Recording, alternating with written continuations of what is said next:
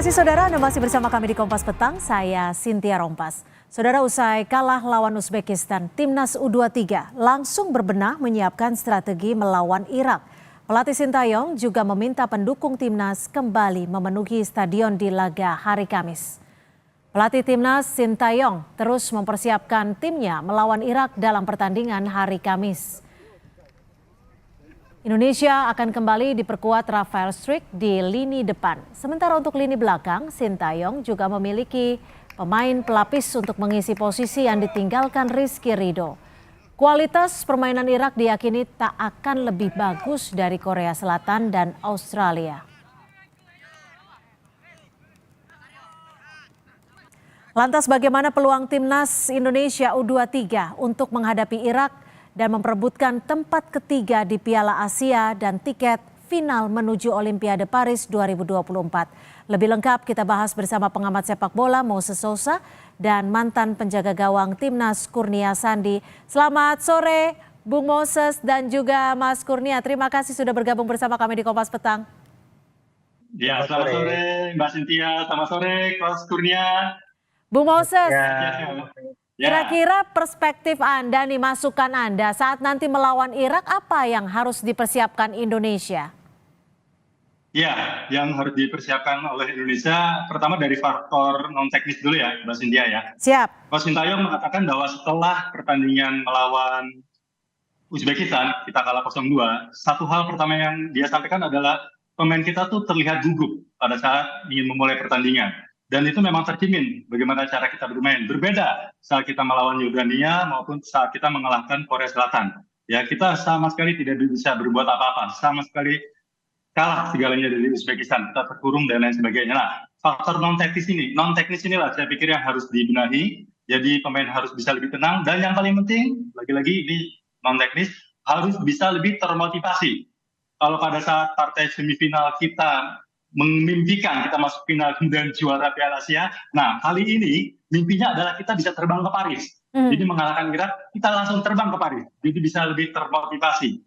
Itu dari sisi non teknis. Nah kalau dari sisi teknis, nah ini menarik nih. Banyak pihak mengatakan bahwa ini kerugian, kita kehilangan Rizky Ridho di belakangnya, karena biar bagaimanapun Rizky Ridho ini adalah kapten tim dan juga stabilizer pertahanan kita.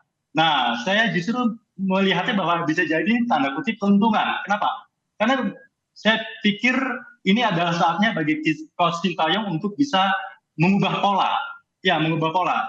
Saya yakin bahwa pihak Irak pasti sudah mengamati bagaimana Uzbekistan mengalahkan kita.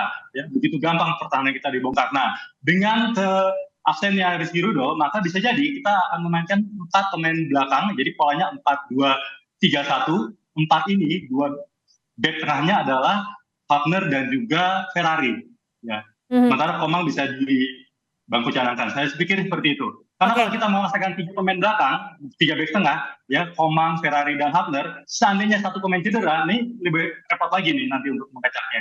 Saya pikir begitu Mbak Cynthia. Oke, kalau dari perspektif Mas Kurnia sendiri seperti apa? Rizky Ridho tidak diturunkan, lalu siapa yang paling tepat untuk menggantikan posisi lini belakang?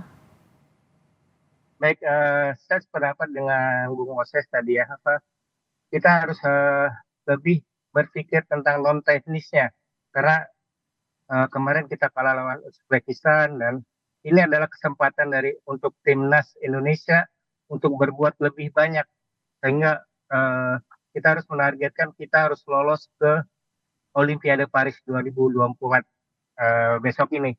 Dan ini juga kesempatan yang bagus juga untuk para pemain untuk menunjukkan bahwa ini Indonesia bisa berbuat banyak di pentas dunia, di Asia, di pentas dunia pun, bahwa Indonesia bisa berbicara banyak di sepak bola, begitu. Bung Moses, lalu apa sebenarnya yang patut ataupun harus diwaspadai nanti dalam bertanding melawan Irak? Baik, kita akan kembali ke Mas Kurnia. Mas Kurnia, kalau dilihat dari cara permainan Irak, apakah Indonesia patut mewaspadai bagaimana Irak memberikan perlawanannya atau pertahanannya? Ya, saya pikir tim Irak tidak sekuat tim Uzbekistan kemarin, dan saya lihat 2 gol yang diterima oleh Irak adalah ketidaksiapan atau koordinasi yang kurang di lini pertahanan mereka. Kita lihat kemarin tim Irak juga ada sedikit miskoordinasi di belakang. Meskipun mereka jarak antar pemain rapat, tapi koordinasi atau bahkan kondisi fisik mereka tidak mampu mengimbangi kecepatan dari pemain Jepang. Dan ini bisa dimanfaatkan. Kita sendiri tahu bahwa penyerang-penyerang tim Indonesia mempunyai kecepatan seperti Strike, terus ada Marcelino Ferdinand, ada Fajar Fatur Rahman, itu mungkin bisa memanfaatkan kecepatan mereka untuk menembus pertahanan dari tim Irak. Kalau dari Bung Moses sendiri, apa yang patut diwaspadai dari timnas U23 Irak? Apa yang harus disiapkan Indonesia agar perlawanan pertahanannya juga tampil maksimal nanti? Ya, tadi saya sudah katakan ya, Irak pasti sudah mengamati bagaimana pertandingan Uzbekistan melawan timnas Garuda. Artinya, di situ banyak sekali celah yang kosong. Kita pakai 3-4-3 pada saat melawan Uzbekistan. Sementara Uzbekistan memakai pola 4-2-3-1. Ya, banyak celah ya, terutama dari sisi kiri kanan. Kita tuh gampang sekali diterobos oleh pemain-pemain Uzbekistan. Nah, saya pikir ini yang harus jadi fokus perhatian dari Sintayong. Itu satu. Yang kedua, dari sisi Iraknya, ini ada pemain utama mereka nih, Ali Jassim, sudah 3 gol, meskipun 3-3-nya dari titik putih ya. Yang pasti dia punya motivasi tinggi untuk menjadi pencetak gol terbanyak di event ini. Ya, dia hanya bersaing dengan Norcev dan Uzbekistan, sama-sama 3 gol. Artinya kita tetap harus fokus, dan yang saya bilang tadi, artinya kalau di semifinal kita memimpikan masuk final kemudian juara, nah ini cuma satu nih, ya, mimpi kita adalah lolos ke Paris. Ya, jadi motivasinya harus bisa lebih besar lagi, ya, seperti itu. Mas Kurnia, lalu menurut Anda komposisi mana yang paling tepat saat nanti melawan Irak? Saya pikir ada beberapa pergantian karena ada beberapa pemain yang akumulasi kartu ya, termasuk kapten Rizky Ridho. Tapi saya pikir tidak masalah karena di belakang kita punya Ferrari, kita punya Komang, dan mereka sudah terbiasa bermain bersama, dan saya pikir tidak masalah. Apalagi kita punya keuntungan Rafael Strike, dia bisa main lagi dan kita bisa memanfaatkan kecepatan dan agresivitas Strike di belakang, di depan.